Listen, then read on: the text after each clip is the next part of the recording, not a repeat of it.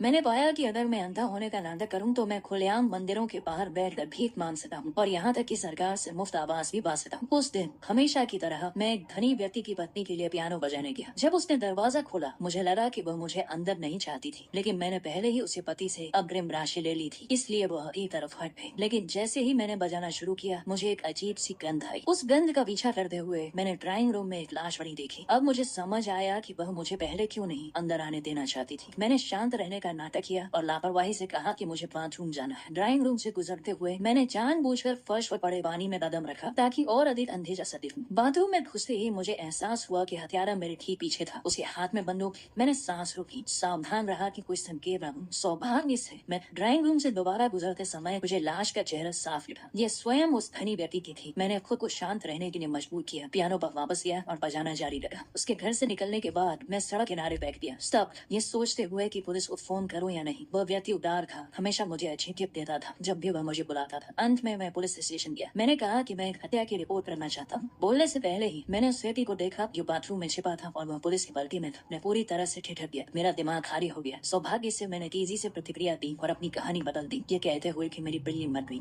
Police प्रमुख की नजर चाकू की तरह ठहरी थी। उसने अभी अभी किसी की हत्या की थी और एकमात्र गवाह मैं था जो इसका खुलासा कर रहा। उसे स्पष्ट रूप से शक था कि मैं वास्तव में अंधा नहीं। उसने जिद की कि वह मुझे व्यक्तिगत रूप से घर छोड़ दे। घर पहुंचने पर उसने मेज और एक अखबार देखा। मैंने कहा कि यह बिजली के लेटर बॉक्स से ये इस्तेमाल किया गया था, लेकिन वह स्पष्ट रूप से मेरी बात पर यकीन नहीं कर रहा था। वह मुझे बार बार परखता रहा, यहाँ तक कि मेरे सिर के पास एक छोटा चाकू भी फेंका। मैं हिला नहीं। सौभाग्य से वह मेरे नाटक को समझ नहीं पाया। अगले दिन धनी व्यक्ति की लाश नदी के किनारे तैरती मिली। उसकी पत्नी जिम्मी ने एक इंटरव्यू में खूब आंसू बहाए। उसने कहा कि वह पिछले दिन $10 मिलियन नकद लेकर बाहर गया था। पुलिस प्रमुख ने पहले ही एक युवा पर अपराध का ठीक रिपोर्ट किया था। मुझे बयान देने के लिए बुलाया गया। उनकी मन गणन में हथेलियां पसीने से तर हो गई। तुमने अपनी नींद को बढ़ावा देने का अपराध किया है, तुमने अपने शरीर को एक बैग में पैक किया है, तुमने अंगूठी तोड़ दी है। मैं खड़ा होकर सच बोलना चाहता था, लेकिन यह सिर्फ कल्पना थी। मुझे पता था कि अगर मैं बोलूंगा तो मेरा हाल भी उस धनी व्यक्ति जैसा होगा। मुझे लगा कि सब खत्म हो गया, लेकिन फिर एक नया मोड़ आया। अंतिम संसार में किसी पति उस राह के बारे में बार बार बोलती रही, ये नहीं जानते हुए कि किसी और ने भी यह सब देखा था। पड़ोस की एक बुजुर्ग महिला। अंतिम संसार के बाद वो महिला पुलिस के पास गई, ये कहते हुए कि धनी व्यक्ति की पत्नी झूठ बोल रही थी। कुछ समय बाद वह महिला उस बुजुर्ग महिला के दरवाजे पर दस्तक देने गई। मैं उस समय धनी व्यक्ति की बेटी के लिए निजी शिक्षक के रूप में काम कर रहा था। जब लिफ्ट के दरवाजे खुले मैंने अपनी आंखों से उस महिला को, उस बुजुर्ग महिला को सीढ़ियों से धक्का देते देखा। मेरे पैर कमजोर पड़ रहे, मैं लगभग गिर पड़ा। मैंने खुद को शांत रहने के लिए मजबूर किया, ये दिखाते हुए कि मैंने कुछ नहीं देखा। मुझे नहीं पता था कि उस बुजुर्ग महिला की हत्या इसलिए की गई क्योंकि उसने सबूत दिए थे। मुझे लगा कि वह महिला पागल हो गई थी जो हर उस व्यक्ति को खत्म करना चाहती थी जो सच्चाई जानता था। मैं भागना चाहता था, लेकिन इससे पहले कि मैं बाहर निकल पाता दरवाजे पर दस्तक हुई। उसने कहा कि वह एक स्मृति सभा आयोजित कर रही थी, मुझे प्रदर्शन के लिए आमंत्रित किया और मुझे पेस्ट्री दी। मैंने मना करने की हिम्मत नहीं की, इसलिए मैंने उसे खा लिया। जब मैं कॉफी डालने के लिए मुड़ा तो मैंने पीछे देखा। उसने मेरे सामने मेरे कप में एक बोतल से तरल डाला। मुझे स्वाभाविक व्यवहार करना था। मैंने कहा कि मैं कुकीज लाने जा रहा हूँ और जानबूझकर कप गिरा दी। मैंने समझाने की कोशिश की, मैं किसी को नहीं बताऊंगा, बाहर हर कोई, लेकिन मैं अंधा हूँ।